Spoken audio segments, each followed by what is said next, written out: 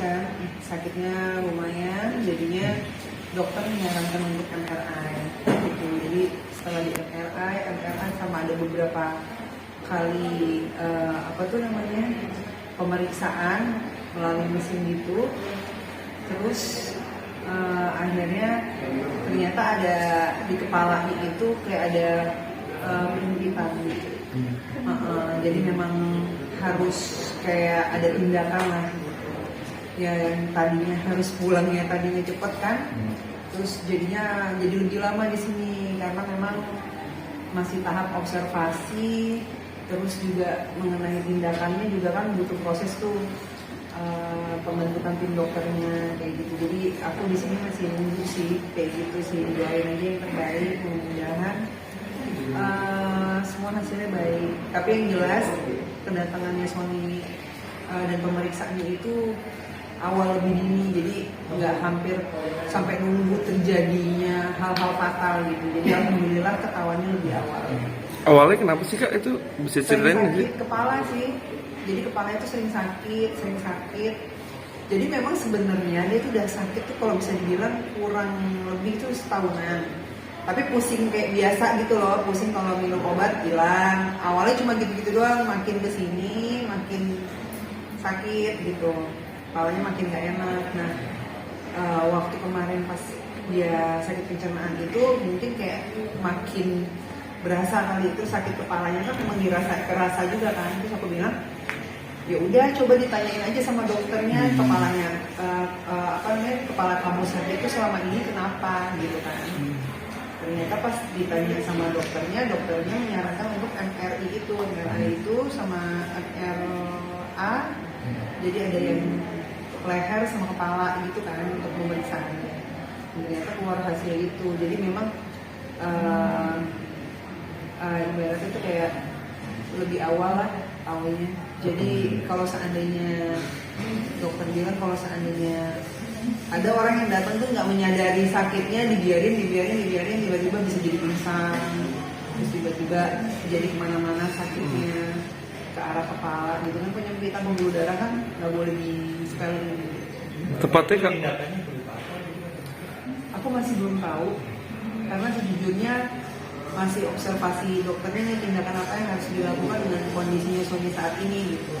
Karena kan memang dia sekarang pencernaannya alhamdulillah udah sembuh, malah bahkan sudah boleh pulang gitu, udah masalah pencernaan ya.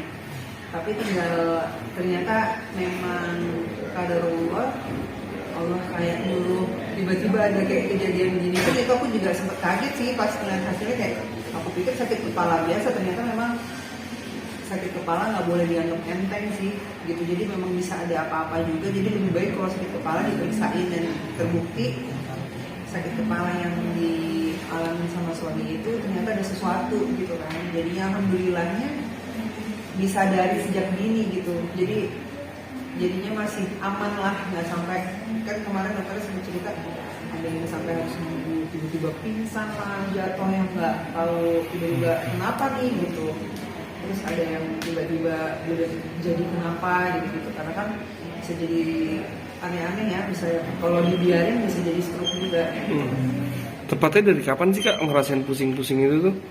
Kalau tahunan kah? Bener-bener kalau pusing-pusing yang nggak disadarin itu udah kurang dari setahun. Ini kayak pusing, udahlah minum, ya kayak orang sakit pusing kita nggak pusing, masih hilang timbul gitu.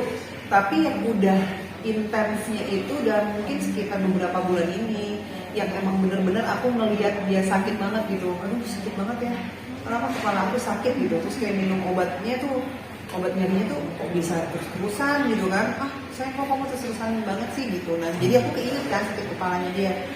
Nah terus waktu pas dia sakit di sini, dia kan masih sakit kepala terus tuh. Aku bilang, coba dong ditanyain sama dok. Dia tuh orangnya memang nggak suka ngerasain gitu loh. Jadi udahlah, paling cuma pusing biasa gitu. Terus aku bilang, coba ditanyain kan, jadi biar tahu kenapa sakitnya tuh kayak gimana, dari mana ke mana, biar dokter tuh tahu. Nah terus begitu diceritain, dokternya langsung menyarankan untuk tadi yang aku bilang MRI dan MRA. Biasa itu rasa sakitnya yang dirasain sama dia tuh bagian mana? dari leher belakang sampai ke kepala belakang. Itu yang dirasain, dan itu sakitnya lumayan keras, sakit banget gitu, kayak sakit gitu, pokoknya sakit kepala lah, kayak seorang sakit kepala. Tapi intensitasnya itu semakin kesini itu semakin lebih berat gitu, sakit kepalanya lebih, nyerinya lebih berat lagi gitu. Sampai gitu. Enggak, jadi ini beda permasalahan sih. Jadi waktu kemarin itu keracunan makanan, pencernaan. Nah, kadar gua yang tadi aku bilang Allah punya mau, tiba-tiba kan kita nanya ini sakit kepalanya dia yang udah lama nih kenapa? Karena kan sakit banget tuh. Nah pas di sini pun emang lagi sakit banget. Jadi emang sakitnya itu tuh nggak hilang. Jadi tiap hari tuh sakit. Jadi kayak diminumin obat Panadol itu tuh, obat apa namanya, paracetamol ya. Diminumin paracetamol tuh ya hilang gitu lagi. Nah jadi karena ngeliat dia kayak gitu, aku suruh dia tanya ke dokter dong, kenapa? Coba tanyain aja, kan maksudnya kayak nggak boleh dibiarin. Karena dia bilang udahlah nggak usah, ngapain cuma pusing biasa, dia bilang gitu. Ya jangan gitulah, tanyain, aku bilang gitu kan, apa yang dirasain diceritain ke dokternya. Benar, pas diceritain sama ke dokter pencernaannya, itu akhirnya dilempar ke dokter syaraf gitu dengan gejala yang diceritakan. Nah dari dokter syaraf suruh untuk pemeriksaan dari